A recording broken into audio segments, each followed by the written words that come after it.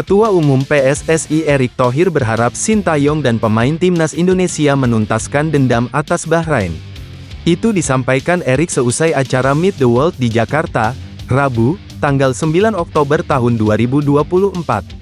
Dendam yang dimaksud Erick adalah membalas kekalahan memalukan 0-10 pada pertemuan 2012 silam. Mudah-mudahan Coach Sin dendam, mudah-mudahan pemain kita juga dendam, tapi hati-hati, karena ini kan Bahrain tuan rumah. Kalau kita lihat juga ketika lawan Australia banyak kartu-kartu. Ya, harus diwaspadai karena kan sepak bola seperti itu. Dan kita sering dirugikan, kemarin-kemarin yang waktu, mohon maaf, ya dianggap tim anak bawang, kata Erick menjelaskan. Timnas Indonesia akan menghadapi Bahrain dalam lanjutan kualifikasi Piala Dunia 2026, Kamis, tanggal 10 Oktober tahun 2024, malam. Ini adalah pertandingan ketiga grup C kualifikasi zona Asia. Menurut Erick, Timnas Indonesia tidak bisa diremehkan lagi. Tim lain, termasuk wasit, yang sempat meremehkan Indonesia, kini telah melihat potensi besar Timnas. Erick hanya berharap pertandingan kali ini berjalan dengan lancar. Tidak ada lagi hal-hal yang menimbulkan kontroversi. Indonesia, kata Erick, siap bersaing di level ini. Jadi banyak negara, banyak wasit melihat kita ini belum main sepak bola proper, kata Ketum PSSI.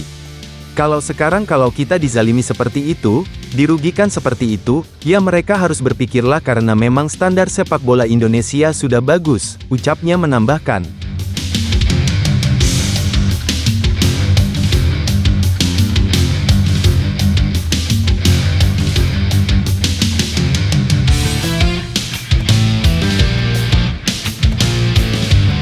Pelatih Bahrain, Dragan Talajik akui kualitas timnas Indonesia saat ini tak bisa dianggap remeh dan layak diwaspadai saat pertemuan kedua tim di kualifikasi Piala Dunia 2026 nanti.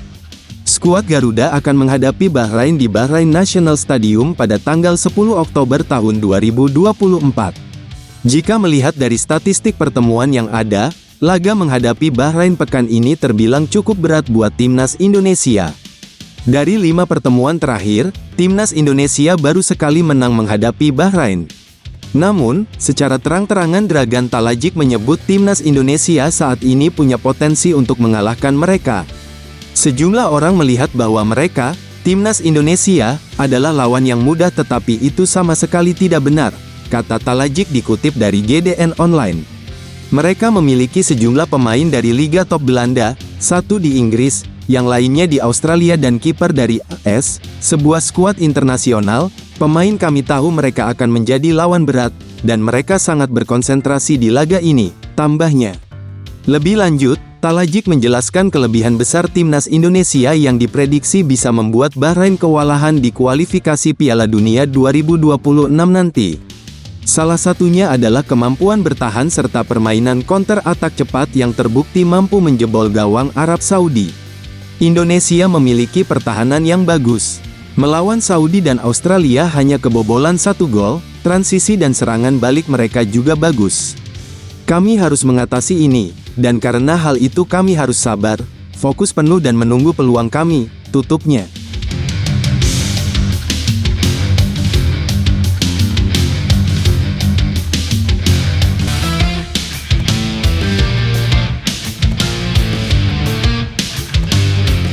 Kiper timnas Indonesia, Martin Paes pun bercerita mengenai apa yang ia alami selepas menjadi bagian timnas Indonesia. Paes sempat kaget, terutama dengan banyaknya perhatian yang ia dapatkan di media sosial. Saat ini pengikut Instagram Martin Paes bahkan sudah 1,7 juta. Martin Paes pun mulai melakukan pendekatan yang berbeda dengan media sosialnya. Kini ia tidak sembarangan lagi. Saat itulah saya merasa perlu menjalin hubungan dengan media sosial saya dengan cara yang berbeda, di mana Anda dapat menyingkirkannya untuk sementara waktu karena hal itu bisa sedikit membebani, kata Martin Paes. Sebelum resmi membela timnas Indonesia, Martin Paes susah merasakan ombak mengenai banyaknya penggemar sepak bola Indonesia di media sosial. Namun, Martin Paes tidak menyangka dengan banyaknya dukungan yang didapatkan di dunia nyata. Terutama saat timnas Indonesia berlaga di Stadion Utama Gelora Bung Karno. Sungguh tidak menyangka bahwa tiba-tiba kami dipuja oleh begitu banyak pengikut dan kerumunan yang besar, tandasnya. Martin Paes menjalani periode yang menarik bersama timnas Indonesia. Paes pertama kali mendapatkan panggilan dari skuad Garuda pada September lalu. Saat itu Maarten Paes langsung menarik perhatian. Kiper berusia 26 tahun itu menjadi salah satu sosok kunci keberhasilan timnas Indonesia meraih 2 poin dari Arab Saudi dan Australia.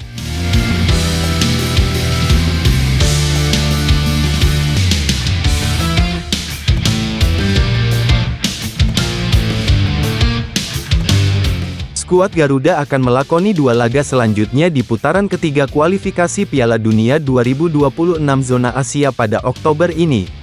Sintayong telah menetapkan 27 pemain untuk dibawa olehnya, yang resmi diumumkan oleh akun timnas Indonesia di berbagai media sosial pada Rabu, tanggal 2 Oktober tahun 2024. Ada 3 pemain yang dicoret dari skuad terkini, yaitu Justin Hubner, Ramadan Sananta, dan Adi Satrio. Hubner tidak dibawa karena cedera, dan Adi Satrio dicoret karena Coach Shin memutuskan untuk hanya membawa 3 kiper setelah memanggil 4 kiper pada September lalu. Untuk Sananta, digantikan dengan Malik Rizaldi. Namun, Sintayong bisa saja mencoret striker lainnya dalam skuad. Hoki Caraka termasuk striker yang dipilih Sintayong untuk dibawa ke Bahrain dan China pada Oktober ini. Setelah pengumuman resmi dirilis pada Rabu, tanggal 2 Oktober tahun 2024, Hoki Caraka mengunggah story terbaru di Instagramnya. Penyerang berusia 20 tahun itu mengindikasikan rasa syukurnya karena masih termasuk dalam skuad yang dipilih oleh Sintayong. Hoki sendiri memang tampil cukup baik dalam sebulan terakhir sejak membela PSS Sleman kembali seusai membela timnas Indonesia pada September lalu. Sang striker tampil dalam 4 pertandingan untuk Super Elja di Liga 1, 2024, 2025 dan berhasil mencetak 2 gol yang diukirnya dalam 1 laga, yaitu kemenangan 3-1 atas Arema pada tanggal 20 September tahun 2024.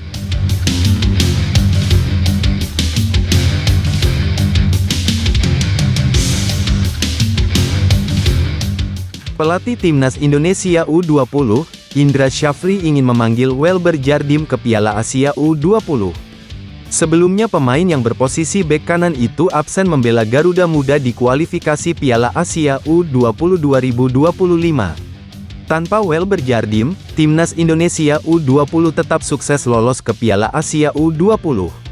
Skuad Garuda Muda menjadi juara grup F kualifikasi Piala Asia U20. Indra Syafri sebenarnya memanggil Welber Jardim ke Timnas Indonesia U20 untuk kualifikasi Piala Asia U20 2025. Namun bek berumur 17 tahun itu tidak bisa meninggalkan klubnya, Sao Paulo. Pelatih Timnas Indonesia, Sintayong menyarankan untuk mencari pemain lagi Timnas Indonesia U20. Timnas Indonesia U20 akan mengarungi Piala Asia U20 di China pada 6 sampai tanggal 23 Februari tahun 2025. Semua bisa tahu siapa yang lolos Piala Asia U20 2025. Dari situ baru kita bisa dapat gambaran kualitas tim-tim yang lolos itu seperti apa, ujar Indra Syafri. Tapi dari 3 kali kita mengikuti Piala Asia U20, saya sepakat dengan Coach Sintayong, bahwa kita mungkin butuh penambahan pemain, katanya menambahkan. Selain itu, Indra Syafri tengah mengajukan 3 pemain keturunan untuk dinaturalisasi. Ketiganya yakni Tim Gaypens, Dion Marks, dan Maures Mohinok. Dan ini yang akan kita diskusikan segera dalam minggu-minggu ini, siapa calon pemain barunya, lalu kita akan bicara dengan pemilik klub karena bagaimanapun kompetisi masih berlanjut, tutur Indra Syafri. Lalu kita juga akan coba bicara lagi dengan Welber Jardim dan menunggu 3 pemain keturunan lainnya, imbu Indra Syafri.